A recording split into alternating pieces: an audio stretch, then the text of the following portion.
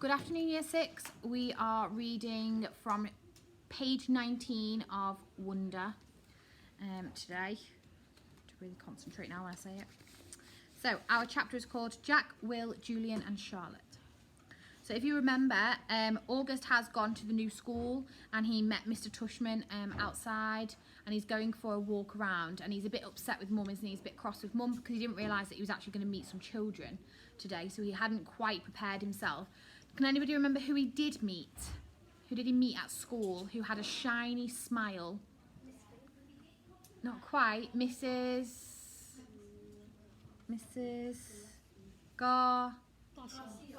Yeah, Mrs. Garcia, okay? And if you remember, August talked about her shiny smile, and we talked about how that actually meant that she had quite a fake smile that she had to make sure she put it on.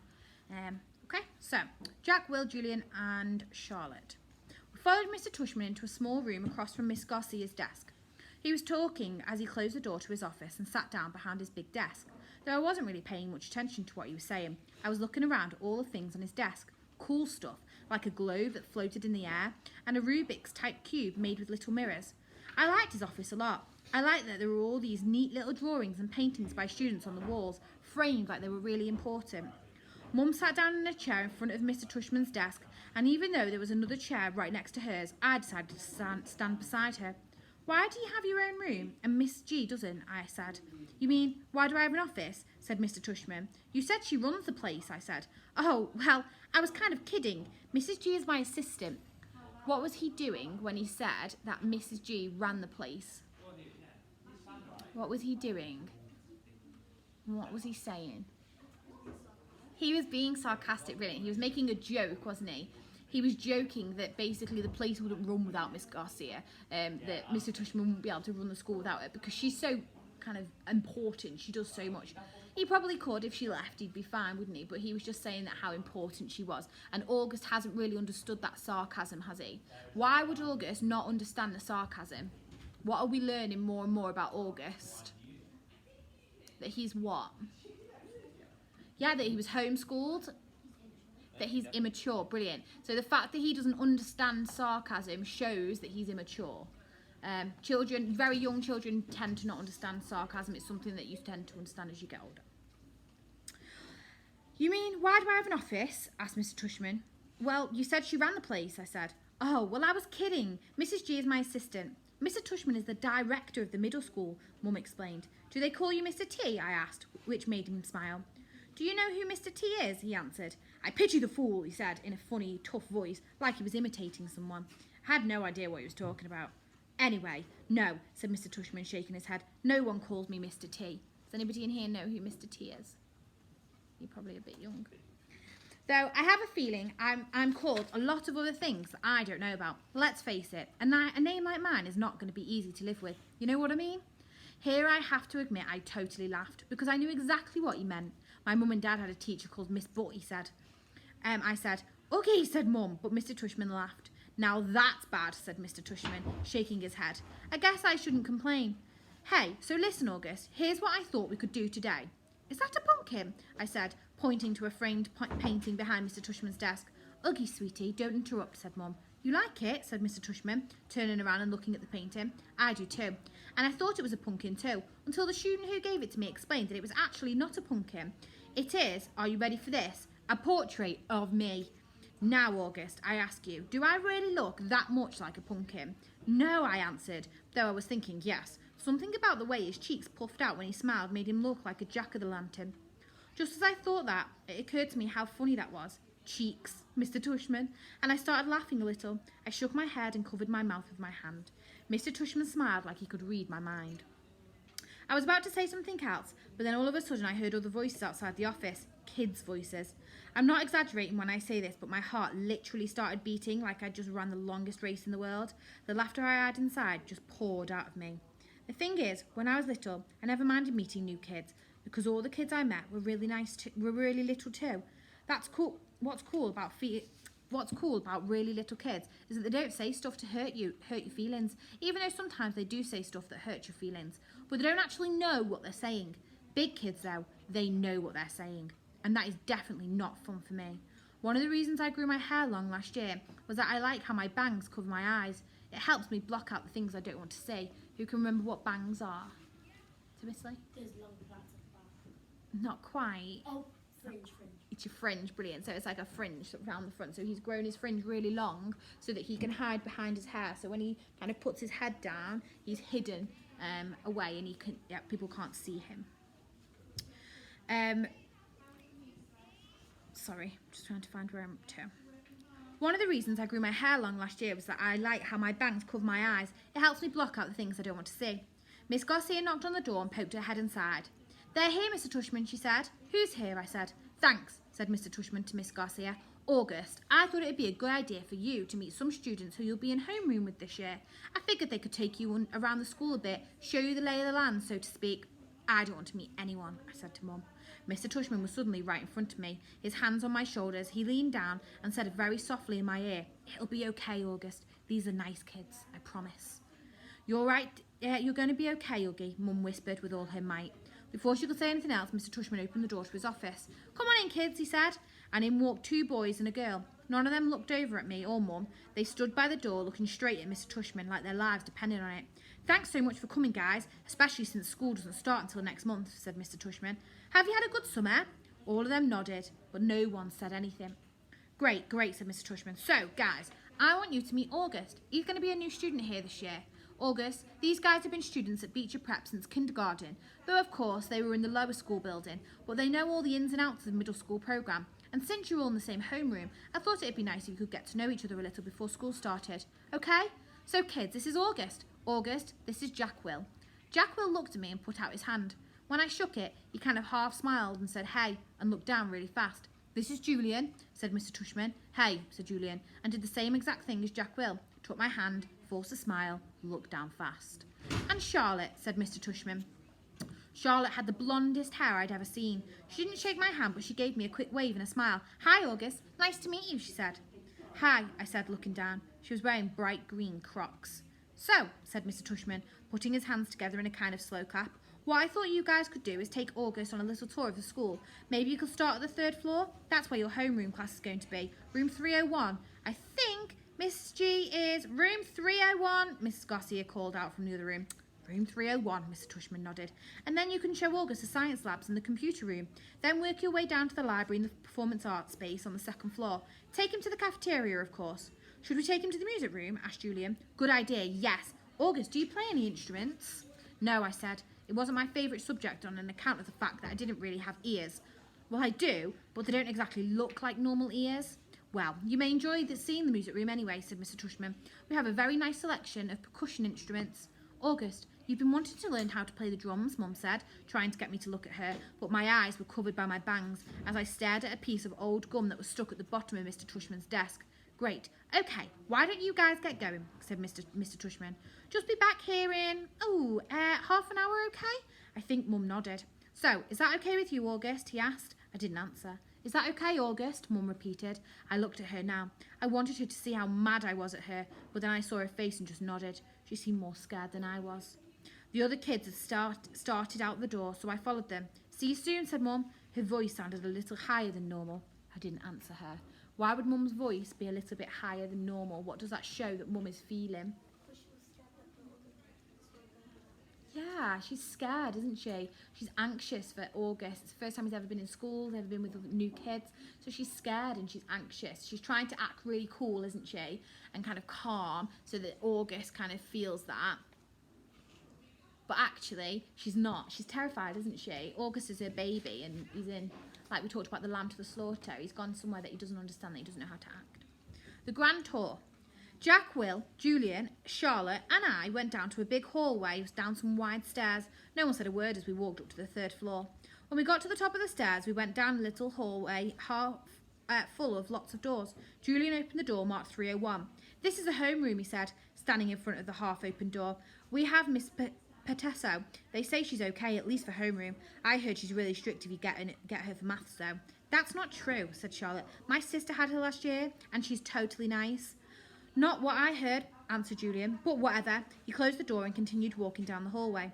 "This is a science lab," he said, when he got to the next door, and just like he did 2 seconds ago, he stood in front of the half-open door and started talking. He didn't look at me once while he talked, which was okay, because I wasn't looking at him either. You know, you won't know who you have for science until the first day of school, but you want to get Mr. Haller. He used to be in the lower school. He would play his giant tuba in class. It was a bontone horn, said Charlotte. It was a tuba, answered Julian, closing the door. Dude, let him go inside so we can check it out, Jack Will told him, pushing past Julian and opening the door. Go inside if you want, Julian said. It was the first time that he looked at me. Who, out of Jack Will then, Julian and Charlotte, who do you think is going to be the character that's not going to be very accepting of August? Julian? Yeah, okay, so already he started blocking the doors. He's not giving a very good tour, is he? He's trying to scare August a little bit by saying how strict the teachers are and things. I shrugged and walked over to the door. Julian moved out of the way quickly, like he was afraid I might accidentally touch him as I passed by. Nothing much to say, Julian said, walking in after me. He started pointing to a bunch of stuff around the room. That's the incubator, that big black thing is a chalkboard, there are desks, there are chairs, there are even Bunsen burners, and this is a gross science poster, this is chalk, this is an eraser. I'm sure he knows what an eraser is, Charlotte said, sounding a little like Via. How would I know what he knows? Julian answered. Mr. Tushman said he's never been to school before. You know what an eraser is, right? Charlotte asked me. I admit, I was feeling so nervous that I didn't know what to say or do except look at the floor. Hey, can you talk? Asked Jack Will. Yeah, I nodded. I really hadn't looked at them at all, not directly. You know what an eraser is though, right? Jack Will asked. Of course, I mumbled. I told you there was nothing to see in here, said Julian, shrugging. I have a question, I asked, trying to keep my voice steady.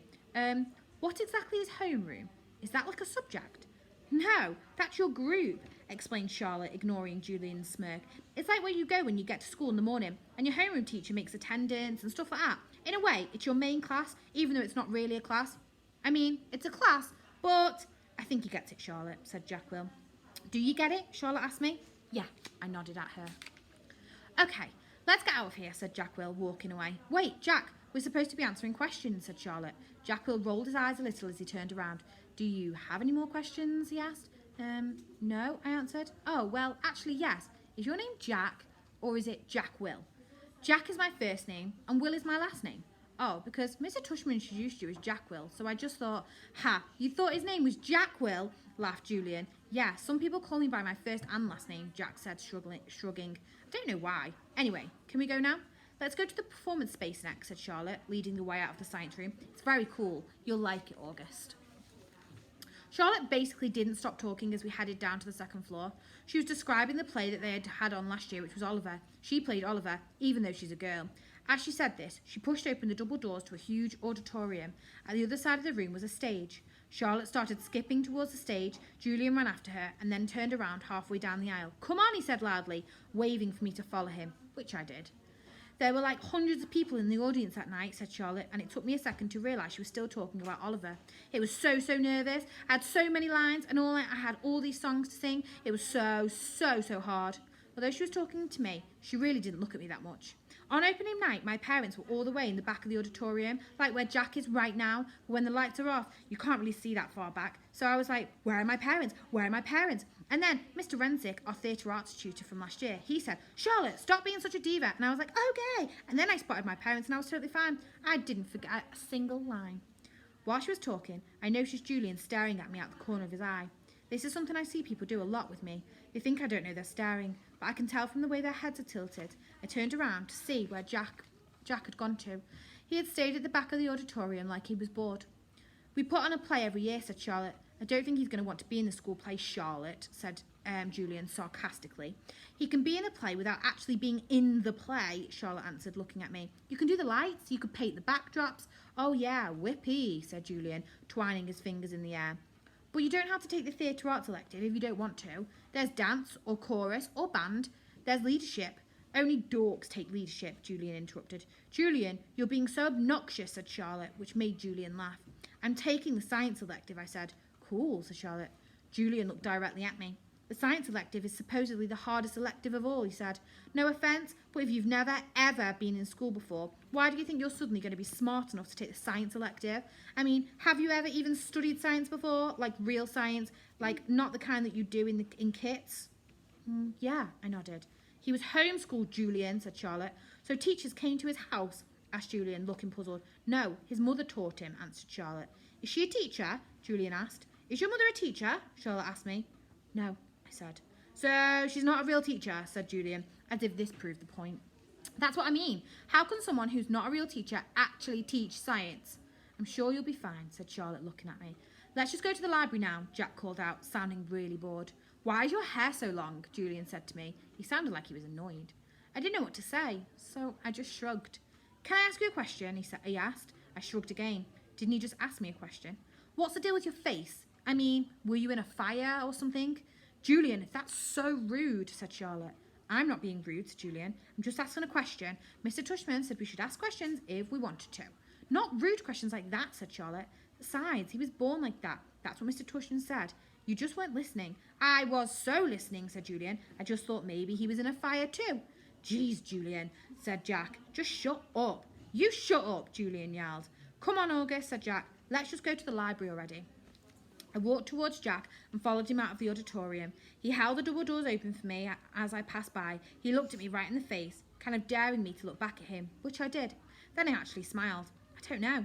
Sometimes when I have the feelings like I'm almost crying, it can turn into an almost laughing feeling. And that must have been the feeling I was having then, because I smiled, almost like I was going to giggle. The thing is, because of the way my face is, people who don't know me very well don't always get that I'm smiling. My mouth doesn't go up in the corners the way other people's mouths do.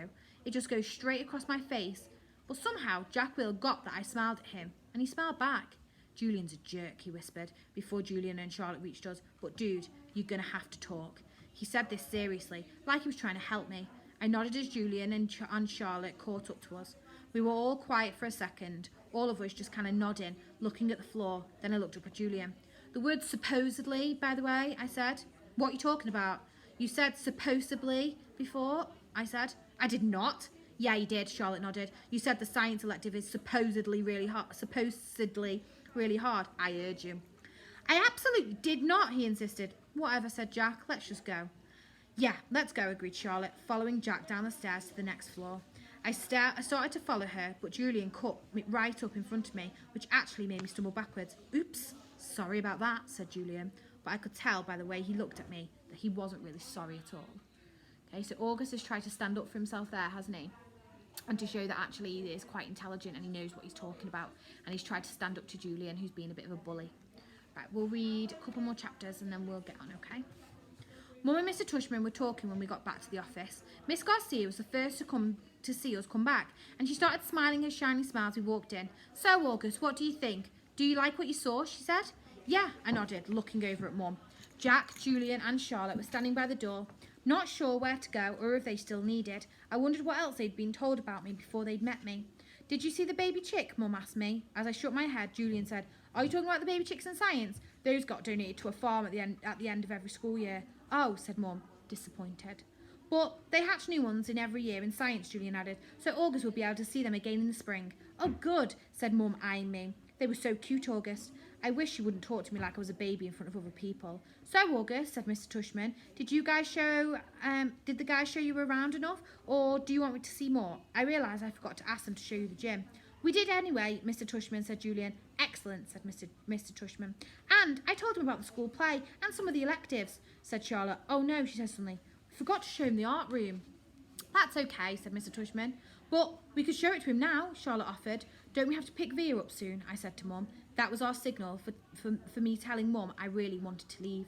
Oh, you're right, said Mum, getting up. I could tell she was pretending to check the time on her watch. I'm sorry, everybody. I lost track of the time. We have to go pick up my daughter at her new school. She's taken an unofficial tour today. This part wasn't a lie, that Via was checking out her new school today. The part that was a lie was that she was picking her up from school, which we weren't. She was coming home with Dad later. Where does she go to school? Asked Mr. Tushman, getting up. She's starting Faulkner High School this fall. Wow, that's not an easy school to get into. Good for her. Thank you, said Mum, nodding. It'll be a bit of a step though. An A train down to the 86th, and then the crosstown bus all the way to the east side. Takes an hour that way, but it's just a 15-minute drive. It'll be worth it. I know a couple of kids who got into Faulkner and loved it. We should really go, Mum, I said, tugging on her pocketbook. We said our goodbyes kind of quickly after that. I think Mr. Tushman was a little surprised that we were leaving so suddenly, and then I wondered if he would blame Jack and Charlotte, even though it was really only Julian who had made me feel bad.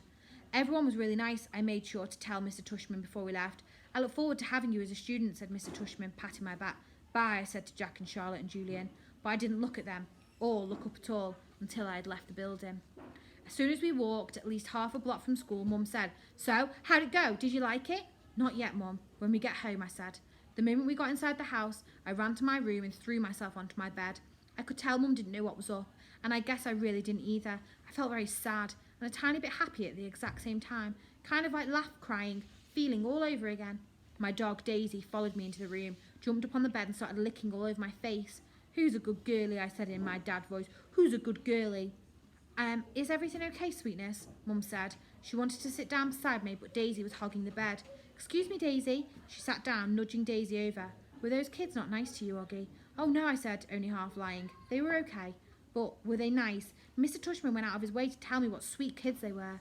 "Uh-huh," I nodded, but I kept looking at Daisy, kissing her on the nose and rubbing her ears until her back leg did that little flea scratch kind of shake.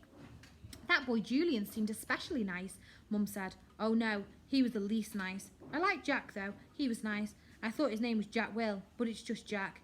Wait, maybe I'm getting them confused. Which one was the one with the dark hair that had brushed it forward?" "Julian. And he wasn't nice?" "No, not nice." "Oh," she thought about this for a second. "Okay, so is he the kind of kid who's one in front of grown-ups and another kind of kid in front of the kids?" "Yeah, I guess." "Ugh, I hate those," she answered, nodding. He was like, "So, August, what's the deal with your face?" And I said, looking at Daisy the whole time, "Were you in a fire or something?" Mum didn't say anything. When I looked up at her, I could tell she was completely in shock. "He didn't say it in a mean way," I said quickly. "He was just, asking." Mum nodded.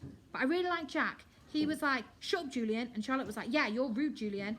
Mum nodded again. She pressed her fingers onto her forehead like she was pushing against a headache. "I'm so sorry, Augie," she said quietly. Her cheeks were bright red. "No, it's okay, Mum, really. You don't have to go to school. Not if you don't want to, sweetie." "I want to," I said. "Augie, really, Mum, I want to." And I wasn't lying. So we're on page 35 and we'll stop there. First day jitters is our next paragraph. So I hope you're all following along. Remember, Mr. Bailey has posted the book as a PDF version that you can open on a phone or a tablet so that you are able to read along.